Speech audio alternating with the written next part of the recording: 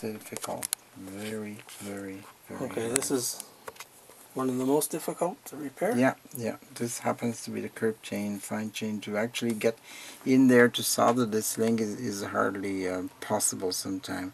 I will give it a try, but if I cannot, and I cannot use very much gold to actually solder those links, so I'm just going to take more pieces to have a variety of sizes.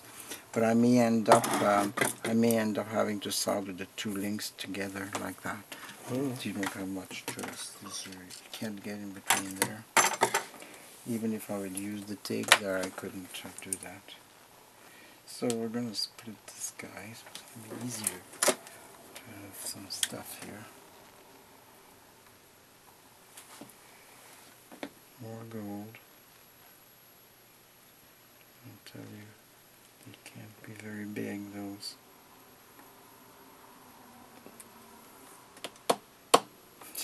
Stick to my...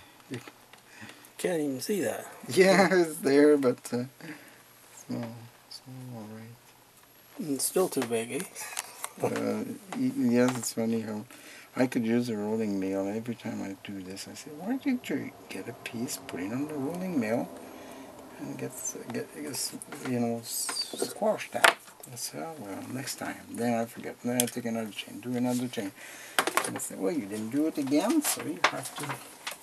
I never seem to learn. Okay. Wow. Let me take the loop. It's a little bit bigger. It helps. It looks a little bit bigger. Okay. Gee, I don't know if I can put this one. I will actually have to.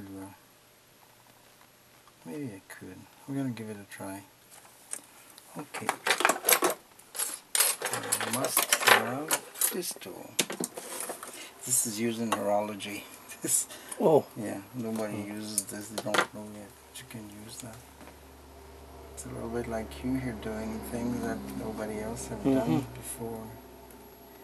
Everybody develops his own way, and the knowledge in horology sort of really helped into doing all kinds of different things. We did. That's why this lady was a teacher there.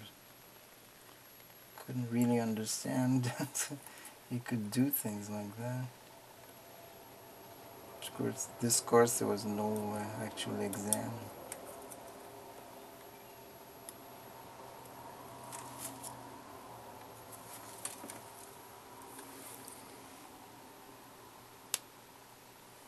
What I'm looking for is the opening. Every chain has that little wire, had a little opening, and it's right there.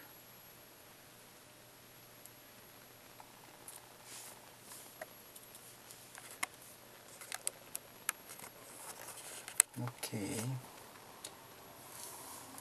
Very hard to do.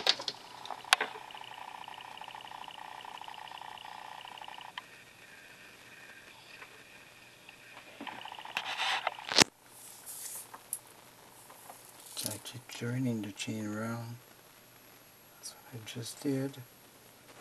Now I'm going to crack open this link. I can. Crack open. Okay. Okay. Well, after all, I will fill the link.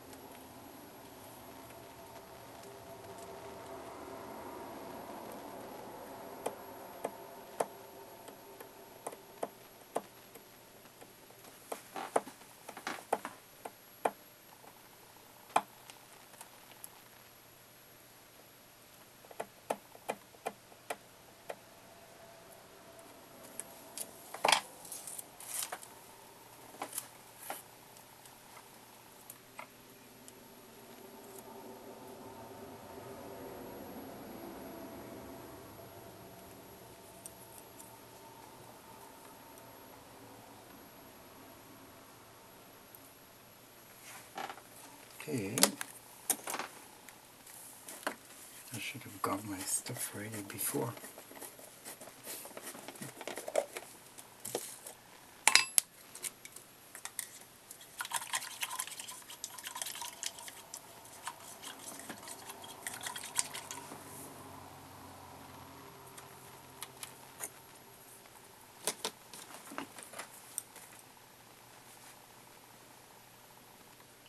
Okay.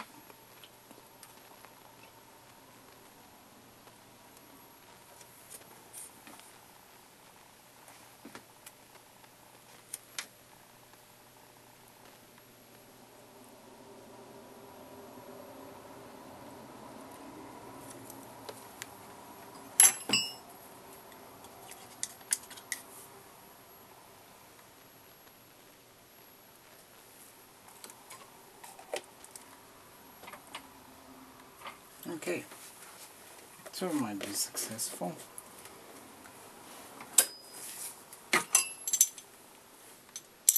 Most people, they put too much gold. They create a real dump, you know. Our, the way we're doing jewelry, and I've always done jewelry, is that you should not see where it's done, where it's been worked on, because you actually restore a piece of jewelry.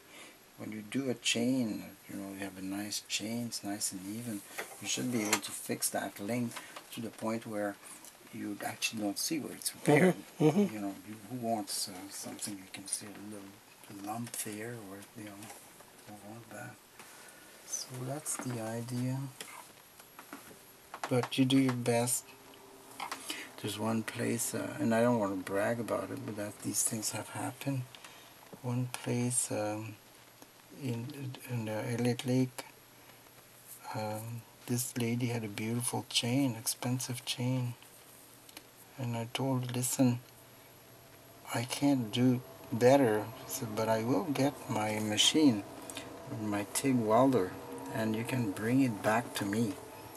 So I really did a good job, and I fixed up a couple of other links that were done with a jeweler before, somebody who didn't know what we were doing, and her chain was perfectly fixed. I tell you, I billed the customer there. She was amazed.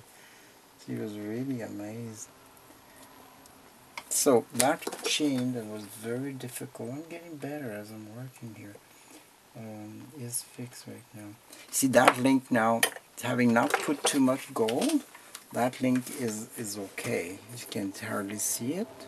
Now once that is clean and a bit of polish, you won't see it. I can't see it. Yeah. So there we are anyway. Oh, Yeah, so that's one chain again that's fixed. So there we are right there. That's just because there's a bit of a flux on it. So I got two done. So I made $35 right there. So 3, there's another 2. That is, which one? Some are easy.